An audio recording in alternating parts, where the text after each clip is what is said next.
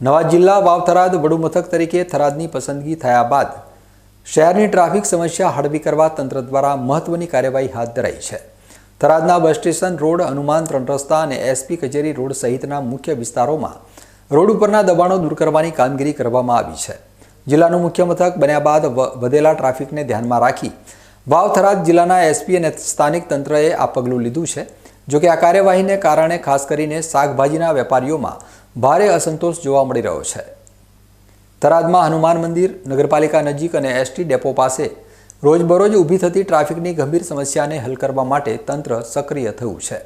Banas bank પાસે શાકભાજીના ધંધા રોજગાર સાથે સંકળાયેલા વેપારીઓએ સ્વૈચ્છિક રીતે તેમના દબાણ દૂર કર્યા હતા અને આજે શાક માર્કેટનો ધંધો પણ બંધ રાખ્યો હતો। શાકભાજીના વેપારીઓએ જણાવ્યું હતું કે થરાદ શહેરમાં કાયમી શાક માર્કેટની કોઈ વ્યવસ્થા ન હોવાથી તેઓ રસ્તા ઉપર ધંધો કરવા મજબૂર બન્યા છે અને હવે તેઓ કાયમી જગ્યાની માગણી કરી રહ્યા છે। આ અંગે નગરપાલિકાના ચીફ ઓફિસર વિપુલ પરમારે વેપારીઓને આશ્વાસન આપ્યું છે કે ટ્રાફિકને અડચણરૂપ ન થાય તેવી જગ્યાએ તેઓ ધંધા રોજગાર ચાલુ રાખી શકશે। જોકે શાક માર્કેટના વેપારી શંભુભાઈ સહિત અન્ય વેપારીઓ કાયમી જગ્યાની માગણી ઉપર અડગ છે।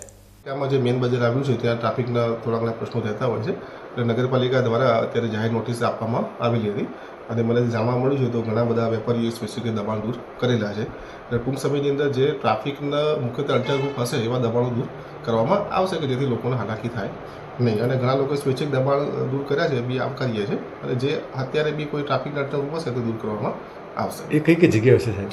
અત્યારે લગભગ શાક માર્કેટ આગળ બી મેં જોયું તો ઘણા લોકોએ દબાણ દૂર કર્યા છે, પછી ફૂટપાથ ઉપરથી બી ઘણા લોકોએ દબાણ પોતાની રીતે સ્વૈચ્છિક દૂર કર્યા છે।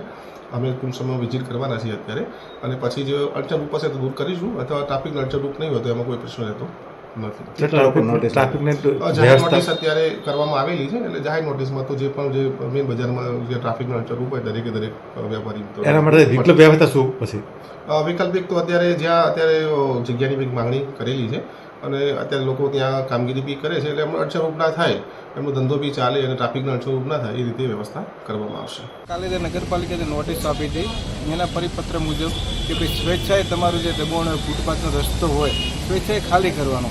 બીજું અમને કોઈ એવું નથી કીધું કે તમે એમાંથી કેબિનો હટાવી નાખો કે સ્વેચ્છાએ તમે બધું પોતાની રીતે બંધ કરી નાખો।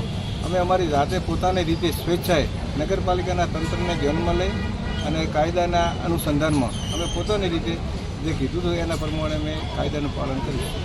આમ વડુ મથક થરાદને ટ્રાફિક મુક્ત અને સુચારુ બનાવવા માટે તંત્રની દબાણ હટાવવાની કામગીરી સરાહનીય છે, પરંતુ આ કાર્યવાહીના કારણે શાકભાજીના ધંધાર્થીઓની રોજગારીનો પ્રશ્ન પણ ઊભો થયો છે।